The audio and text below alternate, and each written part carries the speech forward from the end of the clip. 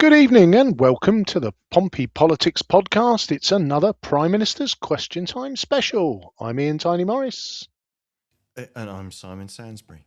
And if anyone's getting a sense of deja vu and feeling like we've done this before already today, yeah, we have. Yes. We tried going live earlier and it didn't work. So should we get No. straight to it? Well, in a sense of deja vu, let's listen to Sir Kay and Kemi lock horns again. Okay. Count how many questions get answered. The Prime Minister tried to avoid scrutiny on the releasing documents immediately after Prime Minister President's last week. So let me ask him now. Did the Prime Minister Okay. I don't know what it is that is causing that. It's obviously some sort of system issue. My end. Right, one second.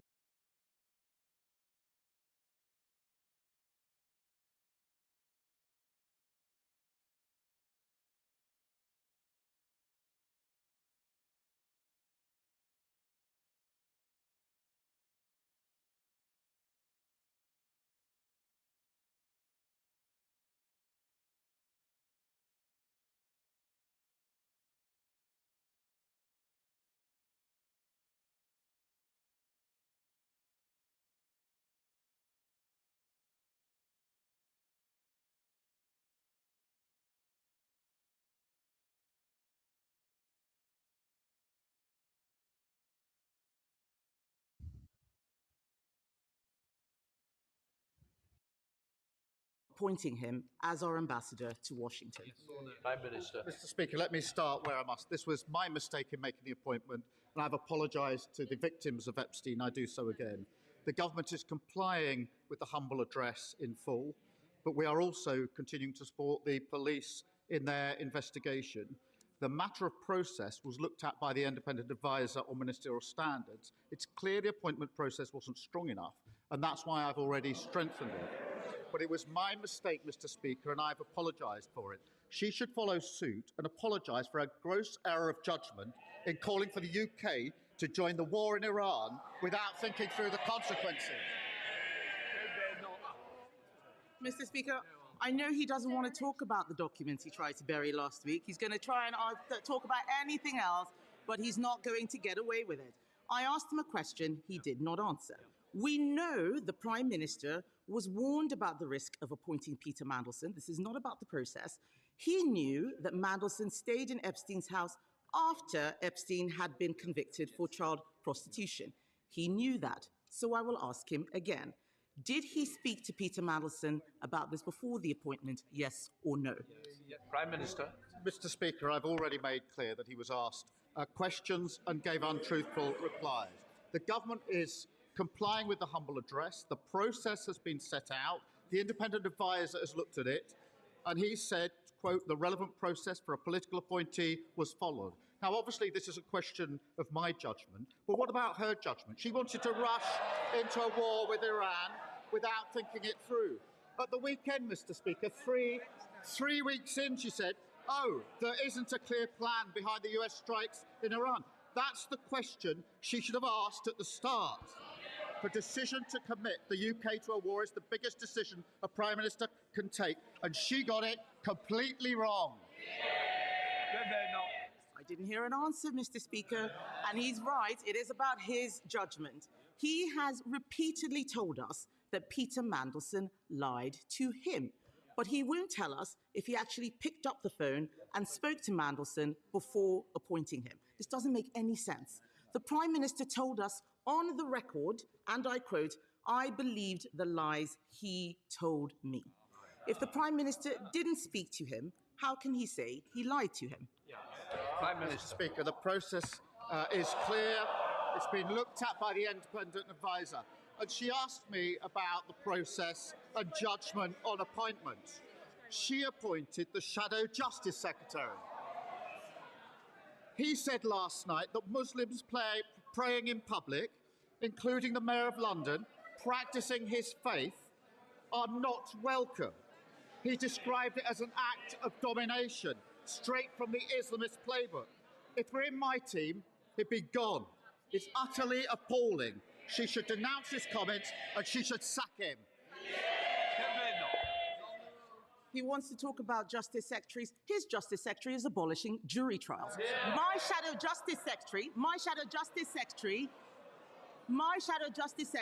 is defending British values. I know who I would rather have sitting on the front bench next to me, and it's not him. But Mr. Speaker, this is important. He does want to talk about anything else except what I'm asking him. 3 times I have asked him if the Prime Minister spoke to Peter Mandelson.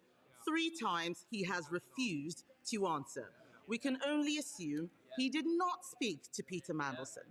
From the documents published, we know he left the questioning of Mandelson's relationship with a convicted paedophile to 2 of Mandelson's closest friends, one of whom was also friends with a convicted paedophile. Asking those questions should have been his job. Why did he fail to do his duty? Prime Minister. Mr. Speaker, so her position is that the Shadow Justice Secretary is defending British values when it says Muslims praying together in Trafalgar Square are not welcome. Mr. Speaker, even Tommy Robinson, I can hardly believe I'm saying this, has said today that if the Shadow Justice Secretary had made these hateful comments 2 years ago, the Conservative Party would have kicked him out. Now, Tommy Robinson isn't some sort of moral signpost. He was pointing out how much their party has changed. They're more inclined to his views, and he's right about that. The fact that he's sitting on her front bench shows she's too weak and has got absolutely no judgment. I'm going to pause there for a second. So, we went through quite a lot. Well, a bit of deja vu, wasn't it? We talk sometimes about whataboutery, and I think Sir Kay then used "what about her judgment in calling for the UK to go to war," which was his kind of attack line last week. The Mandelson thing it feels a little bit pedantic, doesn't it? This one. Did you speak with him?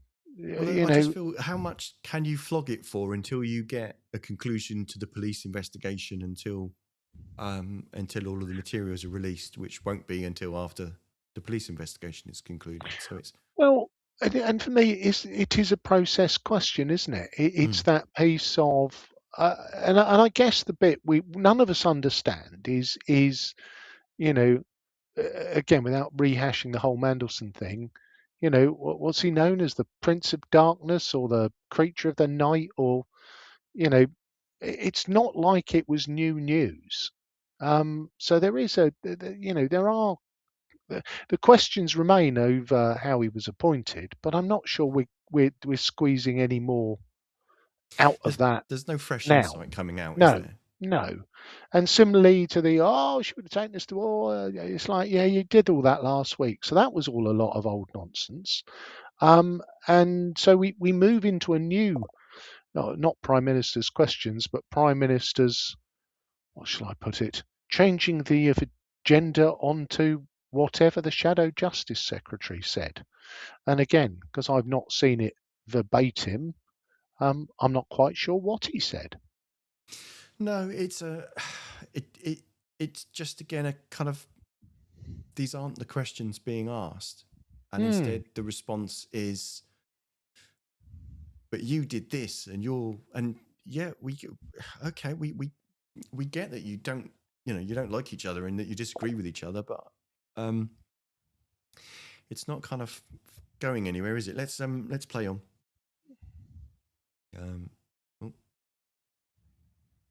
He says,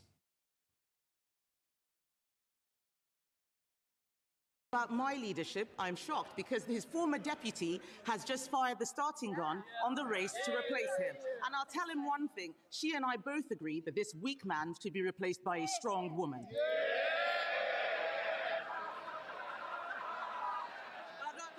But I'm not finished, Mr. Speaker. I have too much to say to him. There is still a lot to ask. There is still a lot to ask about the Mandelson files. There's still a lot to ask. The Prime Minister knew that Mandelson had kept up a relationship with Jeffrey Epstein. The documents released also show he'd been warned about appointing Mandelson. He claims he was lied to. Mandelson had twice been fired for dishonesty. So why did the Prime Minister believe Peter Mandelson over the vetting documents?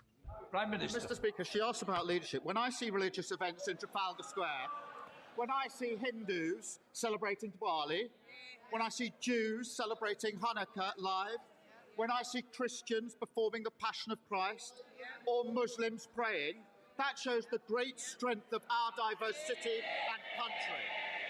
I've never heard her party call out anything other than the Muslim events. It's only when Muslims are praying. The only conclusion is the Tory party has got a problem with Muslims. Can I just say, people say, I am not responsible for the answers. I've just got to say that. Thank you, Mr. Speaker. It's a shame he's not responsible for the answers either. The Prime Minister wants us to believe that he is a serious leader, but he doesn't do the work. He outsources the decisions, and when things go wrong, he blames the vetting, he blames the Chief of Staff, he blames the Cabinet Secretary, he blames anyone but himself. This Prime Minister appointed Peter Mandelson, but didn't bother to ask the questions. If he cannot be straight with the House on something as simple as this, why should we believe a word he says about anything? She talks about doesn't do it. 3 weeks ago, she said we should rush into war. She didn't do the work. She didn't think through the consequences. Committing our military to a war without thinking through the consequences is the gravest mistake a leader of the opposition can ever. And she comes back a week later and says, oops, I got that one wrong. She's utterly irrelevant and she's got no judgment. This is the leader of the opposition who said I should have empty chaired the most important NATO summit in years. This is the leader of the opposition who said Greenland is a second order issue. And this is the leader of the opposition who jumped into a war with Iran without stopping to think. On top of that this week, the failure to condemn and sack. Order. And I will repeat again, I'm not responsible for the answers, but it's certainly not opposition questions. Mr. Speaker, add to that the failure to condemn and sack the Shadow Justice Secretary for the poison and division that he spreads. It's turning out to be quite a month for the leader of the opposition who claims she never makes any mistakes. Yes, Lindsay Hoyle, again, not really having any patience with the concept of it's Prime Minister's questions. Yeah, but we've seen a pattern over the last few, haven't we? It is just, if this is meant to be the Prime Minister answering questions, then the Speaker of the House has to have more teeth. Would you like a cup of tea, Simon? I want to draw your attention to the fact that Kimi Badenoch wants to start a war. Well, you're just reading a pre-prepared statement. You're not answering the question. So I think there is limited value in that. Interesting little point there about Angela Rayner. Obviously, she had a meeting with a left-leaning Labour group last night and said, perhaps it's time for Labour to return to the Labour values of not paying tax on your third home. No, I don't think that was the point you made. But clearly setting out her stall very early for a comeback there. Okay, let's play on. I don't think there's that much more of Badenoch. Oh, there can't be. We need something fresh to this one.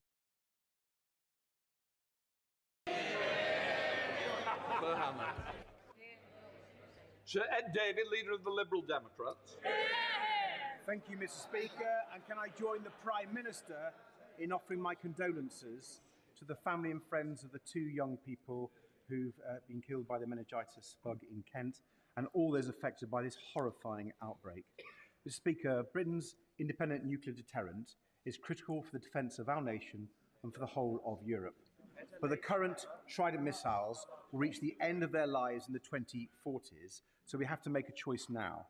Lease new missiles to the United States, accepting whatever terms the President gives us, or build our own here in the United Kingdom. Well, the Conservatives and Reform say we have to rely on President Trump and the United States because we couldn't possibly do it ourselves. Does the Prime Minister agree with them? Prime Minister. Mr. Speaker, our independent nuclear deterrent protects us every day, and we should never forget how important it is. And it is important that we renew it. We will do that in the best interests of Britain. I mean, he's openly advocating a plan which he doesn't know how much it would cost and how it would work. That isn't the way to deal with our independent nuclear deterrent. Sir Ed Davey. Well, Mr. Speaker, I'm surprised at that response. The French can do it. Does the Prime Minister really think Britain can't? But moving on, Mr. Speaker, a New World investigation into GB News has found hundreds of shocking breaches of the rules of impartiality and accuracy. Yet Ofcom has repeatedly refused to take action. Andrew Neil says, just as Fox basically became the channel of Donald Trump, it is clear they have turned GB News into the Reform channel. Mr. Speaker, we cannot let GB News propaganda turn our great country into their version of Trump's America. Either the government rules aren't fit for purpose, or Ofcom isn't properly enforcing them. Prime Minister, which is it? Prime Minister. Well, he's right to raise an important question of free speech and our media. It is a matter for Ofcom, and it's important that we let them deal with it. Nigel Farage. So before we before we launch into Nigel Farage brackets sponsored by GB News, possibly not. That's a matter for Ofcom, not for us. The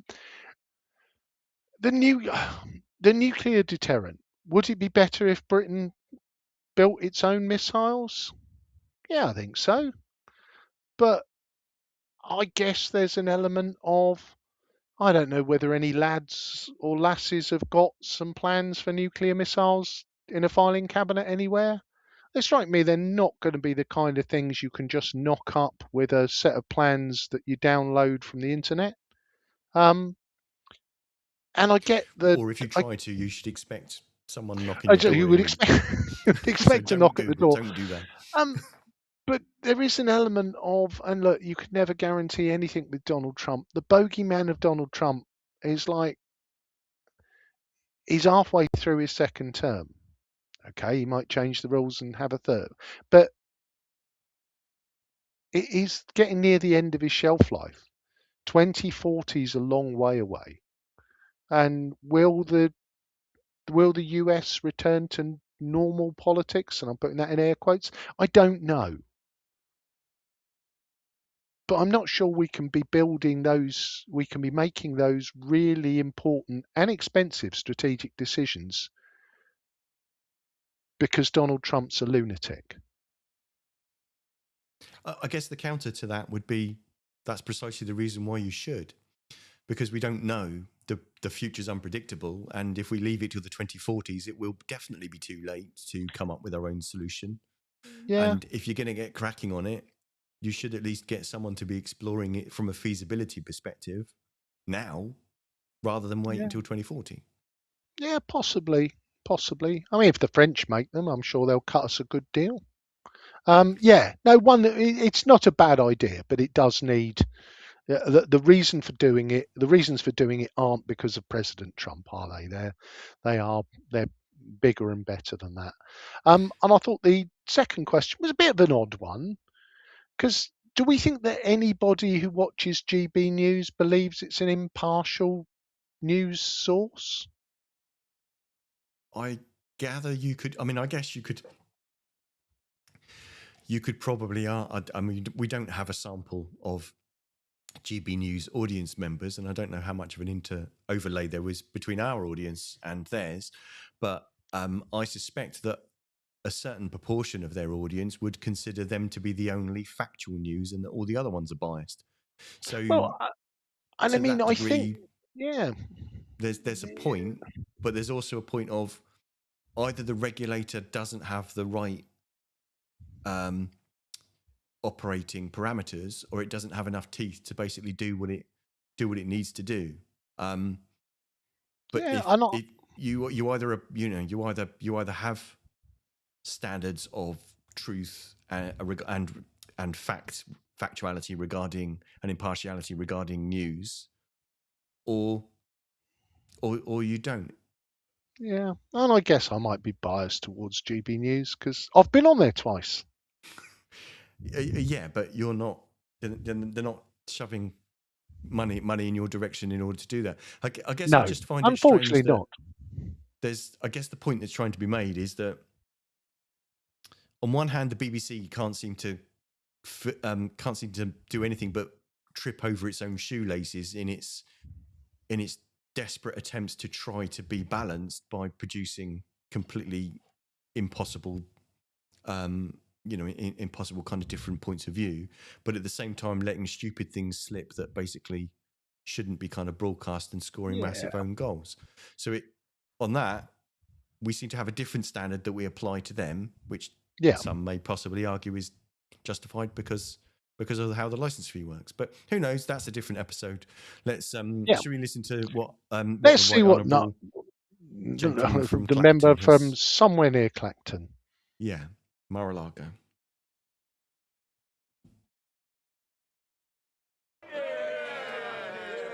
Thank you, Mr. Speaker. Over the course of the last year, our North Sea neighbours, Norway, have opened 49 drill sites for gas and oil. On our side of the North Sea, the number is 0. Given that our critical reserve of natural gas is down to 2 days and how vulnerable we are, and with talk potentially of energy rationing coming later this year, isn't it time we change course, got rid of excessive taxation on the exploration companies, opened up the licenses, became self-sufficient in natural gas, and with that would come thousands of jobs, increased tax revenues, and cheaper gas prices. Isn't it time we followed Norway? Mr. Speaker, oil and gas will be part of the mix of our energy for many, many years to come, as I've set out many, many times.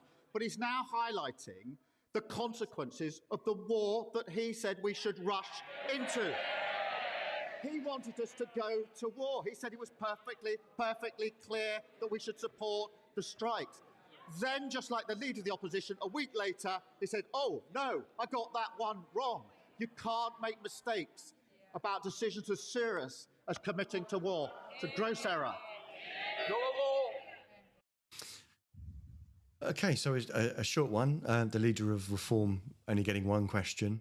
Yeah, only getting one question, but an interesting and valid question, to be honest. Norway, and again, their setup is very different in that their oil and gas goes into their sovereign wealth fund, which means they have a jolly old socialist time of it. And yeah, question just completely ignored.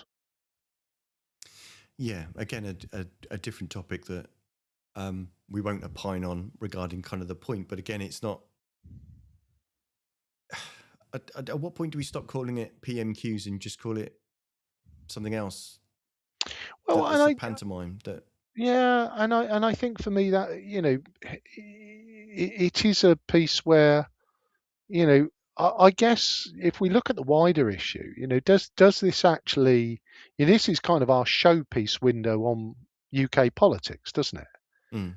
And I guess what we've actually seen today is almost no questions answered. Some of the questions were gotcha questions. I get that. But there's an element of sometimes when we look locally, we see these things as leaflet fodder, don't we? Yeah. Kind of the questions asked simply so that, and if I look at that last question, which for me, whilst I am no fan of Nigel Farage, as listeners to this podcast will know, it seemed like a perfectly valid and reasonable question that was worth an answer. And the answer of, well, he doesn't know what he's talking about because he would have rushed us into war. The same, scratch out Kemi's name, write his instead, for me was just a dereliction of the process from the Prime Minister. So I'm not sure we've gained too much from when the VT was playing at double speed with the jibbid in the background because have we learned anything more from when we actually couldn't hear the video? I'm not sure that we have on this one. So no one made a point that we didn't think they were going to make, and no one got an answer to the point that they made. Yeah, no, and I guess what you need is better political insight, and the best place to get that is from the Pompey Politics podcast. So come back next Sunday at 6:27 when Simon won't mess about with the start time, and we'll get the whole show in, and there'll be no technical issues, and it'll all be wonderful. But this evening, you've been listening to the Pompey Politics podcast. I've been Ian Tiny Morris. And I've been Simon Sainsbury.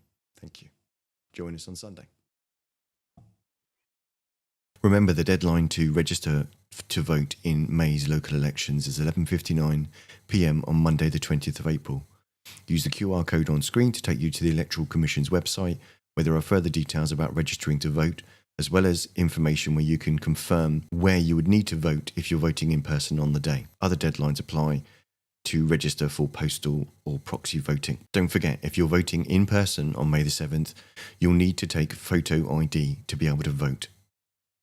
If you're not sure what photo ID counts, scan the QR code on screen or go to the Electoral Commission's website, where there are further details, including information about how to apply for a free voter authority certificate, which you will be able to use to vote in person on the day. Don't forget to like, follow and comment on Facebook, or comment and subscribe on YouTube. Find us on all the social media platforms: Facebook, X, YouTube, Threads, LinkedIn.